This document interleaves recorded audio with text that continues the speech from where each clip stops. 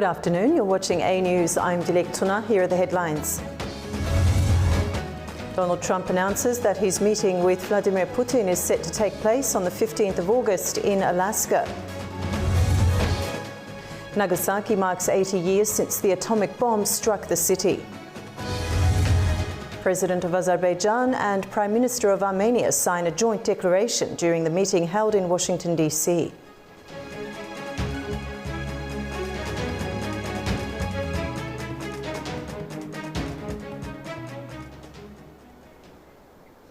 US President Donald Trump has confirmed he will meet Vladimir Putin in Alaska next week for talks aimed at ending the war in Ukraine.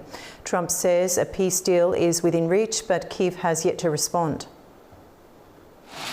US President Donald Trump announced a pivotal meeting with Russian President Vladimir Putin set for August 15th in Alaska. Europe wants to see peace. The European leaders want to see peace.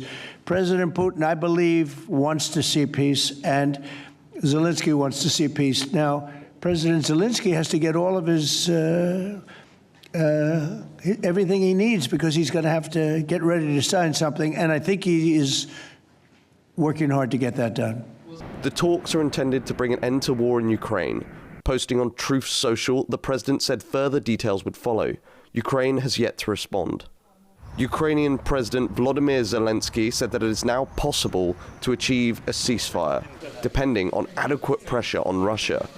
The answer to the Ukrainian territorial question already is in the constitution of Ukraine. No one will deviate from this, and no one will be able to. Ukrainians will not give their land to the occupier. Reports suggest that the US and Russia are working on a deal that would lock in Moscow's occupation of territories seized during the military invasion.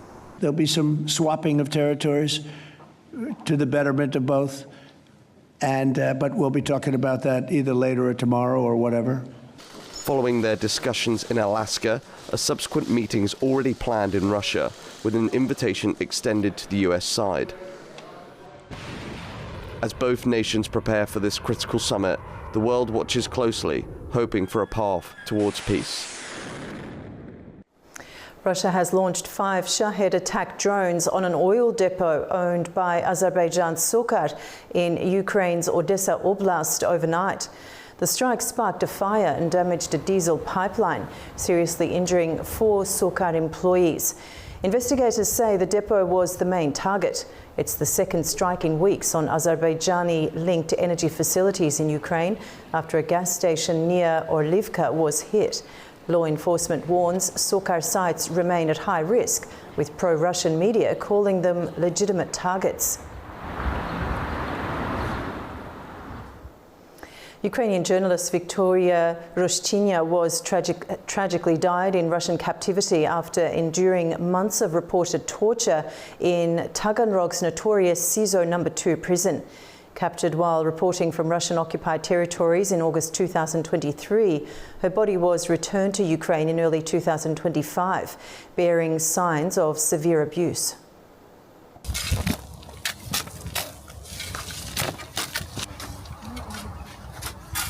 A senior Russian prison official is now facing charges over the torture and death of Ukrainian journalist Victoria Rushchina in Russian captivity.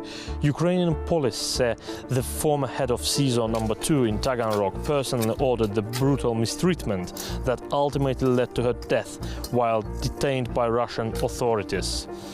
Rushchina, an award-winning journalist, went missing in August 2023 after entering Russian-occupied territory in Ukraine to report on life under occupation. Despite months of appeals from her family and colleagues, Russian officials only admitted for holding her 9 months later. In October 2024, her family received confirmation of her death in custody.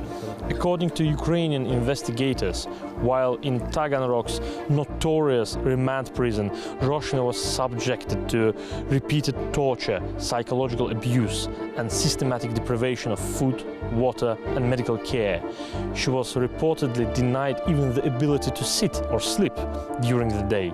In an attempt to force her cooperation, the prison former chief now faces up to 12 years in prison for war crimes, if convicted. This week, the Ukrainian media community and members of the public gathered in Kiev to say their final farewell. Victoria's funeral took place at St. Michael's Monastery, followed by a ceremony in Maidan Nezalezhnosti and burial at Baikove Cemetery. The family have requested privacy, asking journalists and mourners not to seek comments during the services. Roshina's case has become a stark symbol of the risks faced by Ukrainian journalists reporting from occupied areas. Before her disappearance, she had reported from the front lines, often at great personal risk, determined to show the reality of war and occupation. Her loss is felt deeply, not just by colleagues, but by the wider Ukrainian society, at a time when the dangers facing reporters are as acute as ever. Ukrainian authorities say they will continue to pursue accountability for this responsible. For many, Victoria Roshina's story is both a tragedy and a call for justice.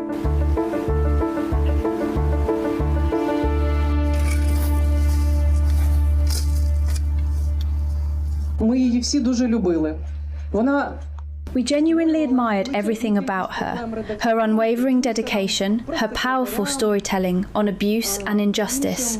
Everyone on our team mentioned her with a smile, because she wasn't just a remarkable journalist, she was a truly beloved friend.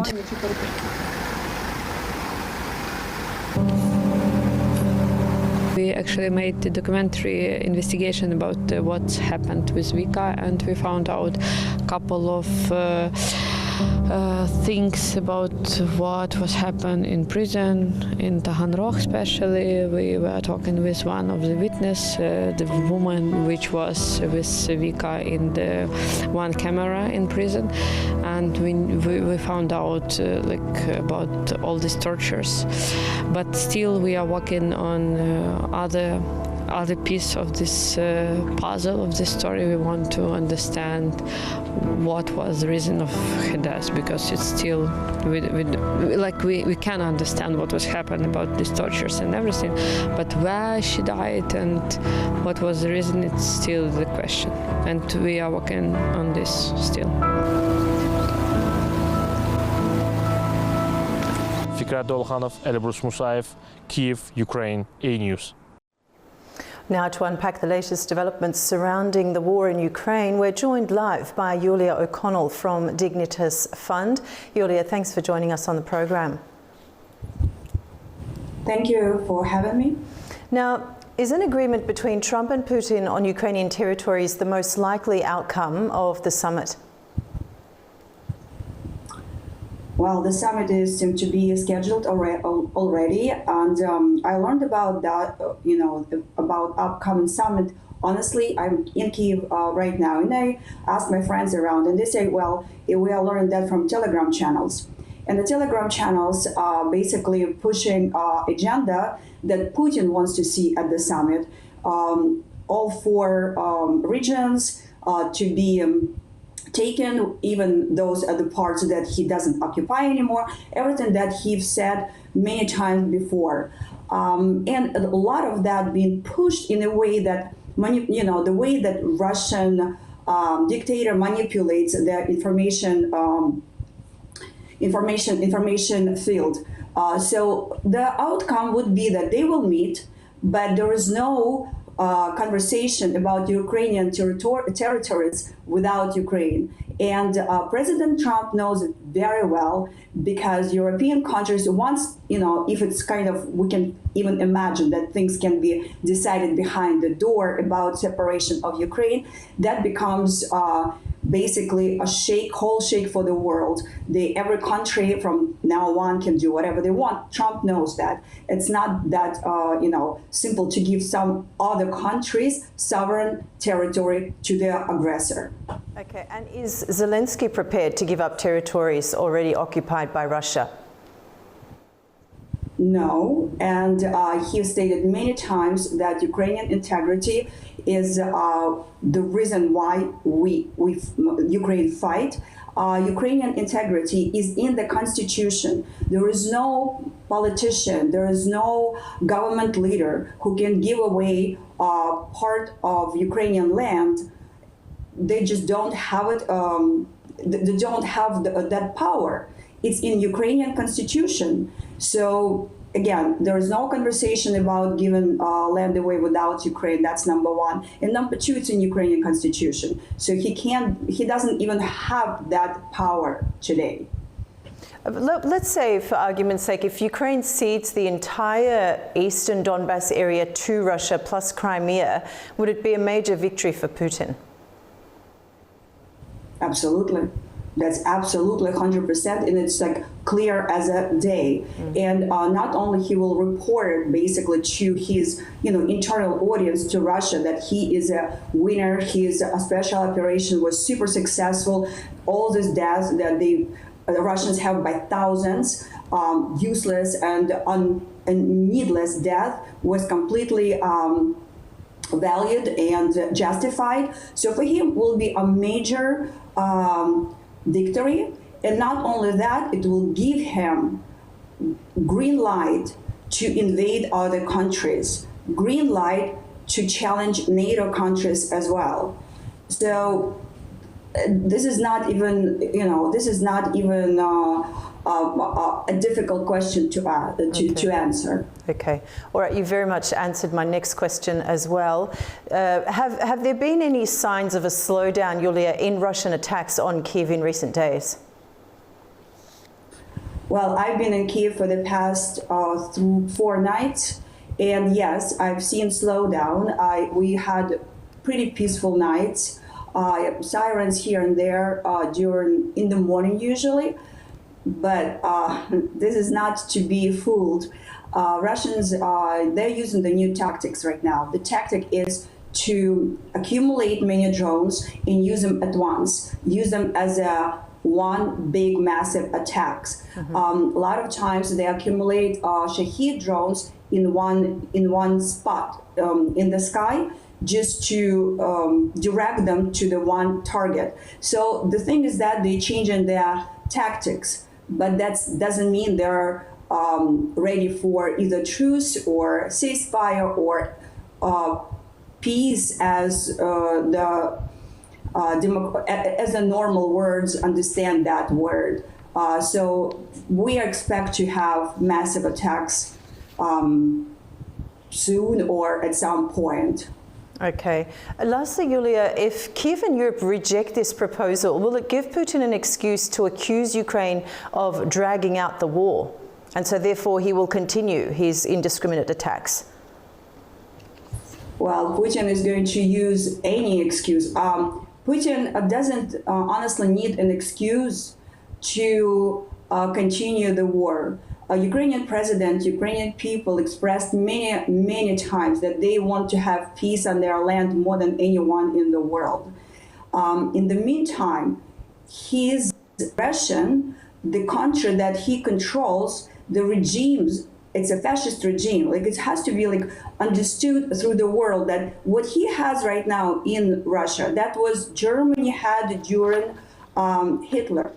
So appeasing to Hitler when he was taken part of Czechoslovakia back then, right? About Czech, led to the much bigger war, Second World War II.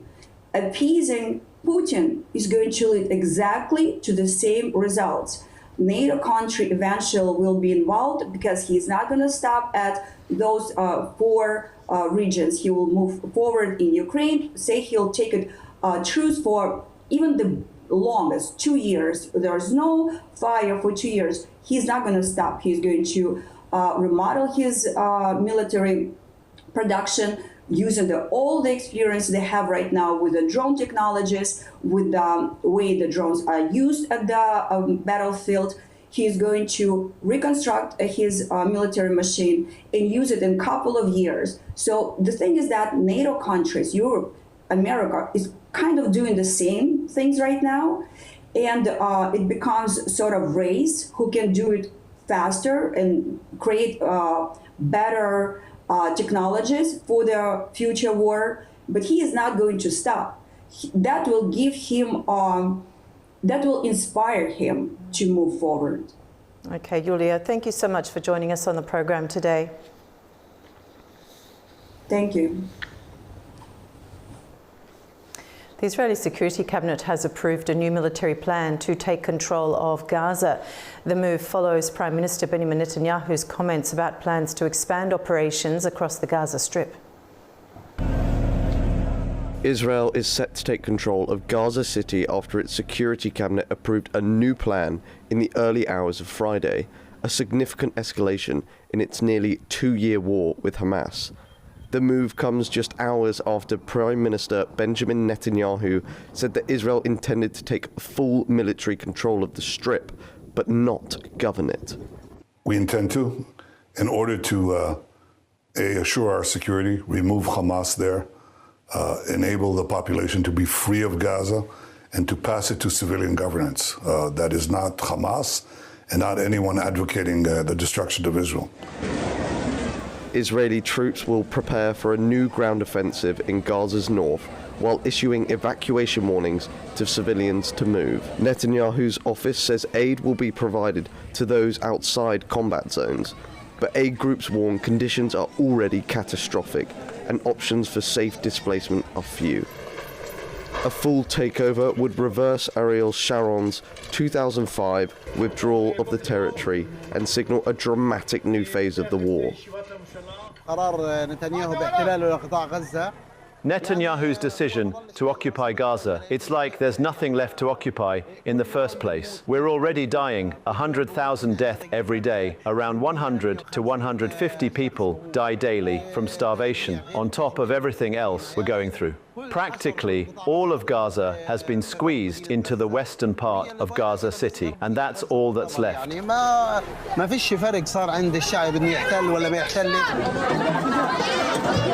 Meanwhile, humanitarian agencies warn that Gaza is on the brink of starvation.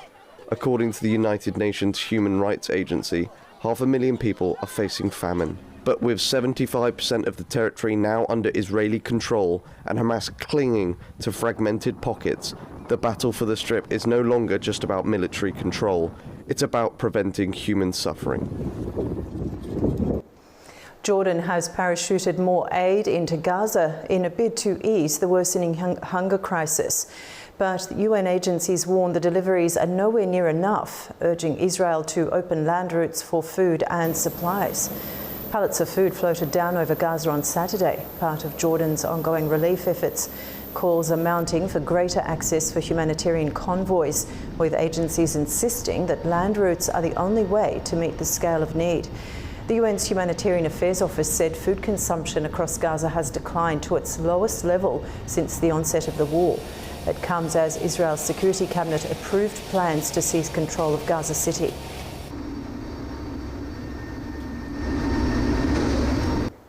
Iran says its cooperation with the UN nuclear agency needs a new framework, accusing the IAEA of politicizing its peaceful nuclear program.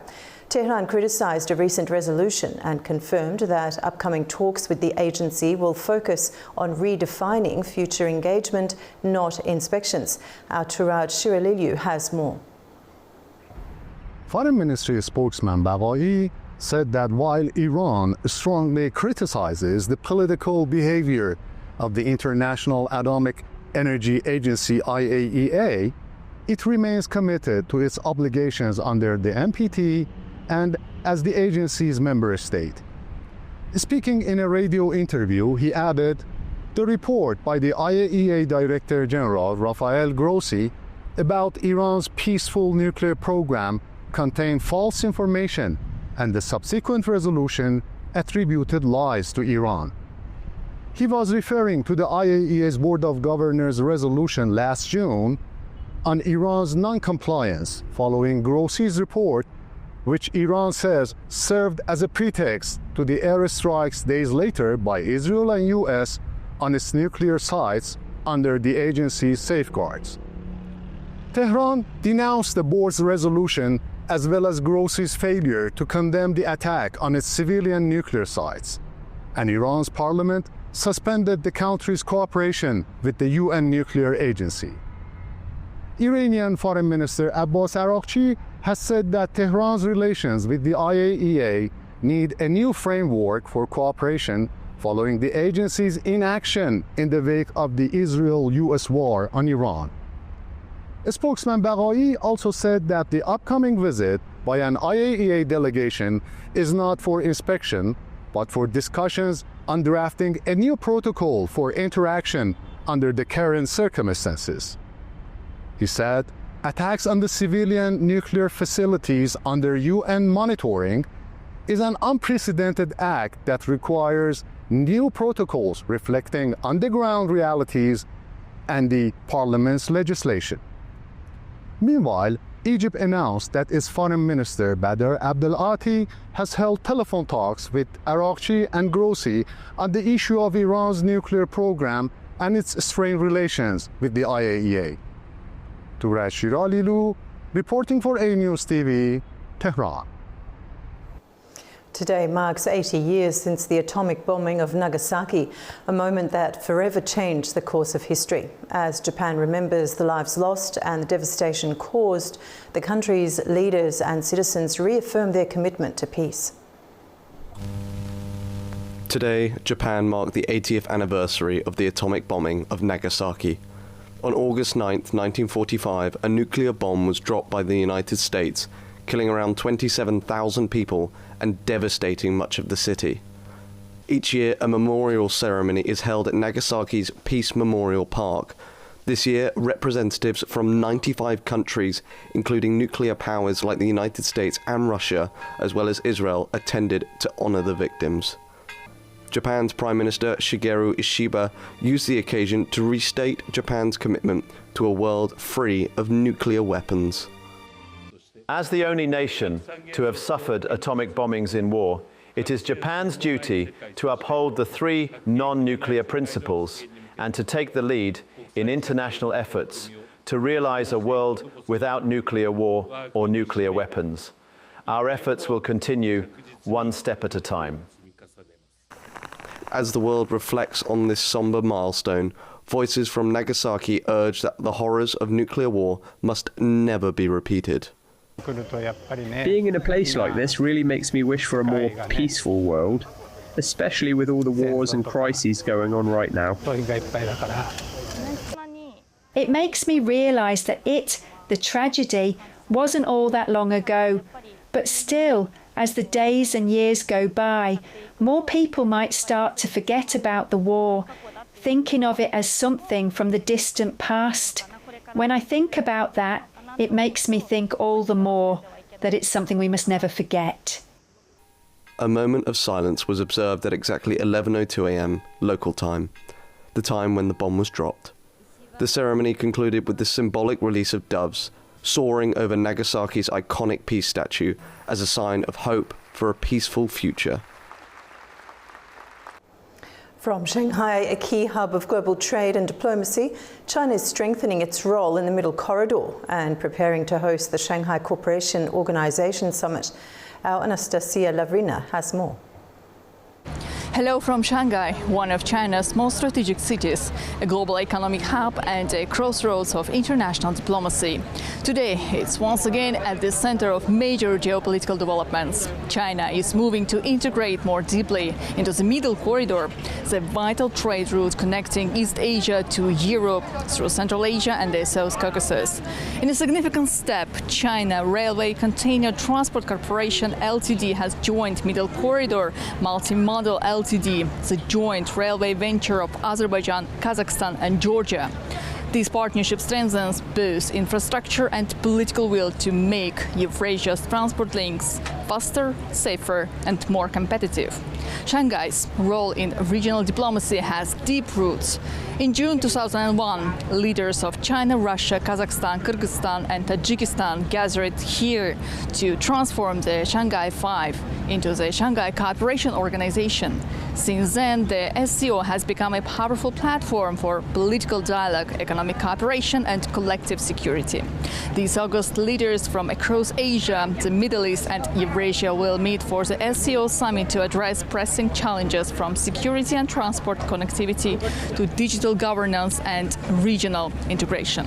One country that is gaining greater visibility in this process is Azerbaijan. In April 2025, President Ilham Aliyev paid a state visit to China at the invitation of President Xi Jinping. The two leaders signed a joint statement on the establishment of a comprehensive strategic partnership and landmark in bilateral relations. But the visit also highlighted Azerbaijan's rising role in multilateral formats, especially the SCO. Although not a full member, Azerbaijan holds dialogue partner status, and both Baku and Beijing have signaled support for deeper engagement, from counterterrorism coordination to new transport corridors and cooperation on non-traditional security threats. The upcoming summit may well open the door to move active involvement for dialogue partners like Azerbaijan, paving the path for new projects, new partnerships and a stronger role in shaping the region's future. Anastasia Lavrina, especially for AnewZ here in Shanghai, China.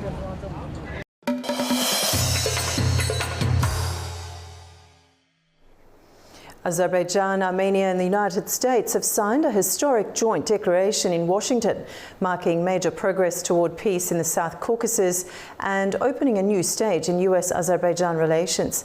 Here are the main points of the talks.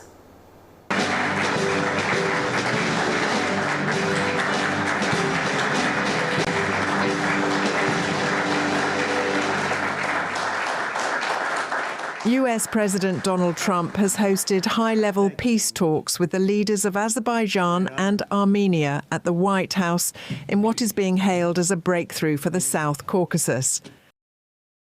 35 years of death and hatred, and now it's going to be love and respect and success together. The discussions included both separate and trilateral meetings, culminating in the signing of a joint declaration under the framework of the Trump Route for International Peace and Prosperity Summit. As part of the agreements, the United States and Azerbaijan signed a memorandum of understanding to establish a strategic working group tasked with preparing a strategic partnership charter.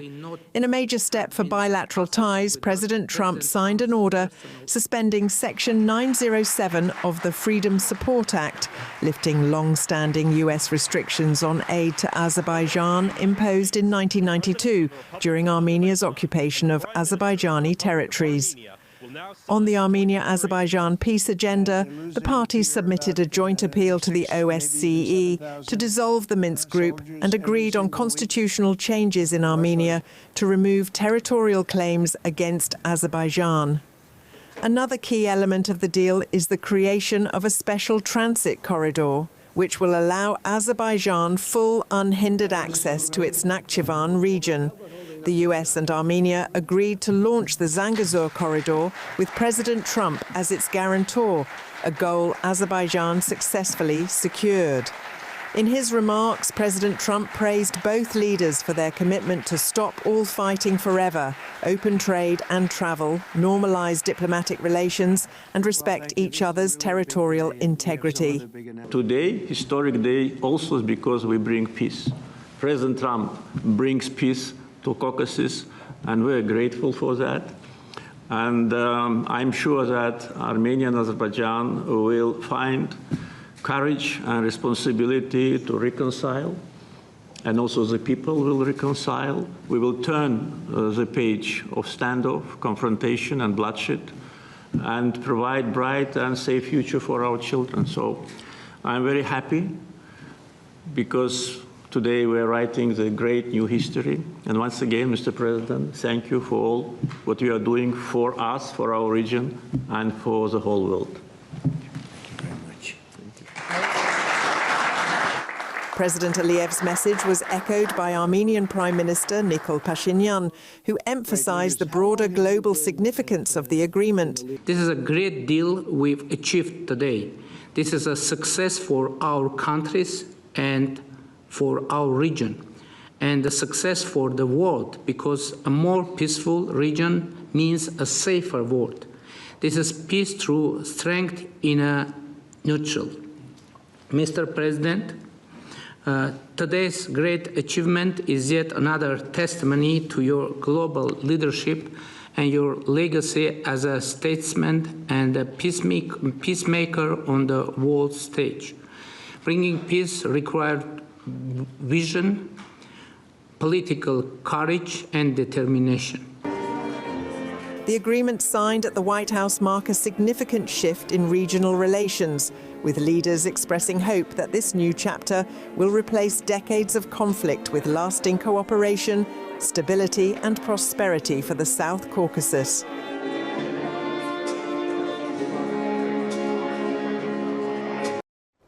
At the historic summit in the White House, President Ilham Aliyev of Azerbaijan and Prime Minister Nikol Pashinyan of Armenia signed a peace declaration marking the start of a new chapter for the South Caucasus. Brokered by President Donald Trump, the agreement not only ends decades of conflict, but also paves the way for the Zangezur corridor to connect the region to Western trade routes. Our correspondent Ubay Shabandar has more from Washington, D.C. Turning a page of bloodshed for a better future for our children.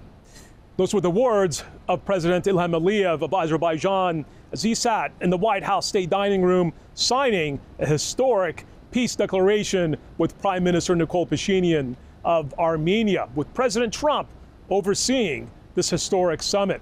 President Trump praised the visionary leadership of both leaders, saying that Armenia and Azerbaijan have now officially agreed to ensure that there will be no more future conflicts or wars between the two countries, and establishing a trade corridor that will connect Azerbaijan and Armenia to Western trade routes and into Central and East Asia.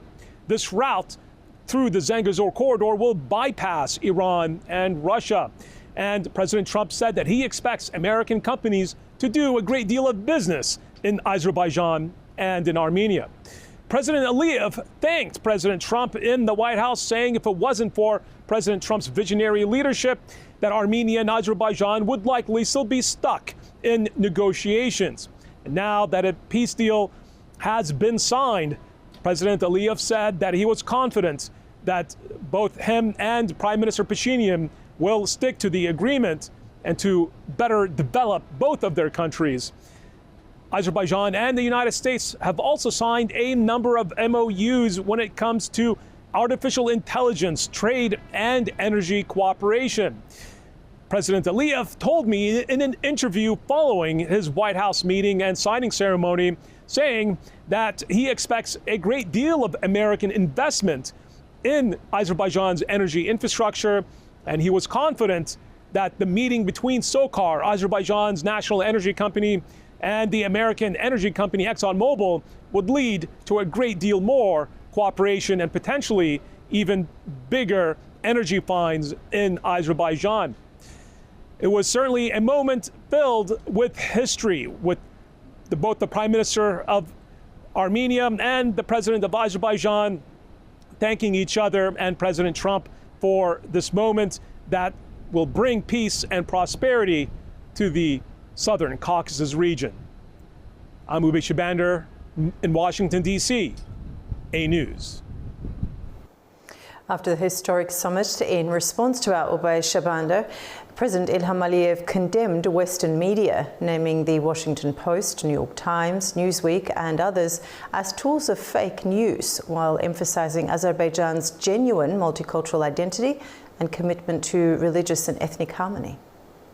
Mr. President, your arrival here in Washington, signing this peace deal, meeting with President Trump, has introduced you and Azerbaijan for millions of Americans who, for the first time, are being introduced to you in Azerbaijan. They perhaps don't know where Azerbaijan is or have certain misconceptions. Yeah. How would you respond to some of the concerns among some in the American media and in the think tanks concerns about will Christians be protected in Karabakh, and just how important is this Zangezur corridor, not only for Azerbaijan, but for American trade interests as well, given that the Trump trade route is going to be established? Yeah, you know, for many years, Azerbaijan was demonized in the United States media, which President Trump fairly names fake news. And these media outlets like Washington Post, New York Times, Newsweek, and many others, on a regular basis were spreading rumors about Azerbaijan, were attacking us, publishing insulting articles, and actually misleading American public opinion. That was mainly done by representatives of Armenian lobby, the group which today acts against Armenian interests. And today, instead of being happy of what happens today, they are absolutely disappointed because their agenda is absolutely different. They were those who are responsible for occupation because their ideas, their advices, their money, and their influence on different Armenian governments played a destructive role for Armenia itself. If not for them and groups like them, Armenia would have been a much more developed country with a solid independent system, but they just lost time. They lost time occupying our lands, and in the end, they could not keep this occupation forever and actually lost 30 years in their development. And all those rumors and false information about Azerbaijan, for those who know our country, seem absolutely biased, because Azerbaijan is one of the countries which is famous for its ethnic and religious diversity. All the religious sites are protected by the state. In Azerbaijan, we never had any, not conflict, even misunderstanding on the basis of ethnic or religious differences. On the contrary, Azerbaijan today is one of the centers of multiculturalism, where representatives of different religious and ethnic groups live as one family. So I think what happened today will be also a good answer to those who still either do not know the reality or deliberately try to create wrong perceptions. US President Donald Trump hosted the leaders of Azerbaijan and Armenia at the White House on the 8th of August, where the two countries signed a landmark peace agreement aimed at normalising relations, enhancing regional connectivity and boosting US economic and strategic engagement in the South Caucasus. Joining us to discuss further is Professor Orkan Valiev. Professor, welcome to the programme. Now, what are the main points of the peace declaration signed in Washington, and how will they affect relations between Azerbaijan and Armenia? First of all, the benefit of the Washington meeting signing the declaration that, as President Ilham Aliyev mentioned at the press conference in 2021, the wartime, the conflict time is over. This is the first initial jurisdiction, explanation of this, the process that the war and conflict time is over. And as we discussed many times, it was the international, the part of this, the peace process. And now we have left only the final step towards the signing of the peace agreement between two leaders in the coming maybe months. And as President Aliyev mentioned that, yes, it is the final decision that no one will change this process, this agreement signed in the Washington, D.C. So I think, yes, this is a historic moment, not just for Azerbaijan or for Armenia, for the entire region, actually. And it is just a historic moment in terms of economy, in terms of politics, in terms of history, and also it will contribute to establish the peaceful and the environment in the region that we have been trying to do that, not just since at the end of 1980s. Maybe it started with 19th century, actually, because and also because of the rational and constructive terminology that has been used by the Azerbaijan, the politicians and leadership and diplomats over the last 5 years that promoted the peace process, despite the many, I would say, negative issues that came from the Armenian side in terms of the constitutional amendments and demarcation. So, however, we have reached the historic moment that has been done in Washington yesterday and witnessed history as the Caucasian, the people from Azerbaijan, maybe from Armenia, and also entire region. So this is a great time that we witnessed yesterday. As you said, Professor, certainly changed history. How does this meeting, it was a historical moment rather, how does this meeting change the geopolitical landscape in the South Caucasus as it stands? Geopolitical situation actually has changed after the Second Karabakh War. The status quo has changed. But now it will be, in terms of economy and politics, it will be legalized. Actually, the first phase has been done yesterday, and now we are waiting for the final, the process, the signing of the final peace agreement. That will, for example, it was the huge, how to say, the process that, because there was a concrete, the explanation that, for example, let's say, the President Trump started to reading the text that, yes, Azerbaijan requirements met over there, in terms of the recognition of the territorial integrity, the border issues and so on. And also it will open the door for the economic cooperation for Armenia, because Armenia will get an opportunity to be a transit country that will make great contribute to its economy and so on. So that's why I think this is the legalized time. The geopolitical situation has already changed right after the Second Karabakh War, and now we are going to witnessing the finalization of the process. Okay, and what benefits could the Trump route bring to the region? Sorry, I couldn't get it. The accord introduces the Trump route. So what is its purpose and what benefits could it bring to the region? You know, the issue, maybe issue between Armenia and Azerbaijan, is not just the issue of the local issue, the regional issue. It has a global issue that required the international, the global, how to say, intervention or involvement. So as has been done in Washington, which has been mentioned by President Aliyev yesterday in Washington. So that's why the Zengezur corridor, let's say, will be part of the economic issue of the process and will contribute to the, how to say, to the built integration and cooperation among the regional nations, and also 3 and 3+. So that's why I think quite an important issue. Professor Orkan, thank you so much for joining us on the program today. Thank you. Kazakhstan and China have agreed to build a logistics hub in Korgos and an industrial park for deep agricultural processing in the border area, following talks between Kazakh Foreign Minister Murat Nurtdeu and Chinese corporations China Minmetals and CITC Construction Co. Limited. The talks focused on advancing joint investment projects in priority sectors, including logistics, industry and agricultural processing. The projects aim to strengthen trade, boost investment in the Shetsu region and create new jobs, enhancing the region's role on the Asia-Europe trade route.